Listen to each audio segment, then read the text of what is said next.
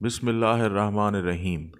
Well کے منہ سے مبینہ طور پر زندہ سلامت باہر آنے والا شخص جو معجزاتی طور پر محفوظ رہا۔ ویل بالعموم انسانوں پر حملہ نہیں کرتی، مگر غیر ملکی میڈیا کے مطابق ایک غوطہ خور کو ہم بیک ویل نے نگل لیا جو خوش قسمتی سے زندہ بچنے میں کامیاب ہو گیا۔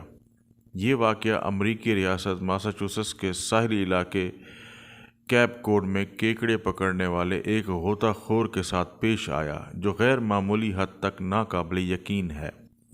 11 جون کو 56 سالہ مائیکل پیکارڈ مقامی وقت کے مطابق صبح 8 بجے اپنے ساتھیوں کے ہمراہ سمندر میں کیکڑے پکڑنے کے لیے گیا۔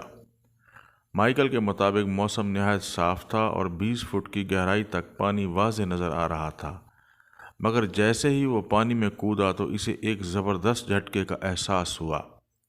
مائیکل پیکارڈ نے مقامی میڈیا کو ہسپتال سے ڈسچارج ہونے کے بعد بتایا کہ وہ 45 میٹر گہرے پانی میں تھا جب اچانک ایک جھٹکے کے ساتھ ہر طرف اندھیرا چھا گیا۔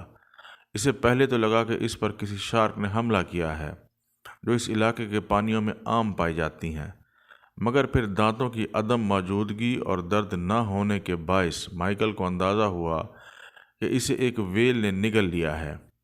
مائیکل کا کہنا تھا کہ میرے دل میں خیال پیدا ہوا کہ اوہ میرے خدا، میں تو ویل کے منہ میں ہوں اور وہ مجھے نگلنے کی کوشش کر رہی ہے۔ میں نے سوچا اب میں مرنے والا ہوں اور اس وقت مجھے صرف اپنی بیوی اور بچوں کا خیال تھا۔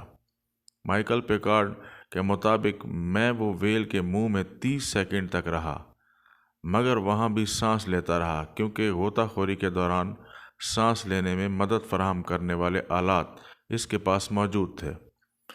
پھر اچانک ویل مچھلی سطح پر ابھری اور اپنے سر کو جھٹکا دے کر مائیکل کو باہر پانی میں اگل دیا۔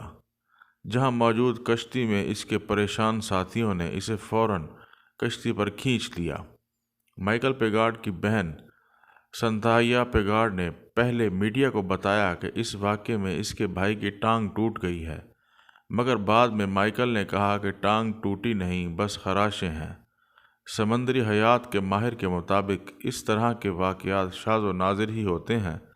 ان کے مطابق ویل جارحانہ رویہ اختیار نہیں کرتی اور ممکنہ طور پر جس وقت مائیکل نے پانی میں چھلانگ لگائی اس وقت وہ ویل مچھلیوں کا شکار کر رہی ہوگی اور دیگر مچھلیوں کے ساتھ مائیکل بھی اس ویل کے منہ میں چلا گیا ہوگا۔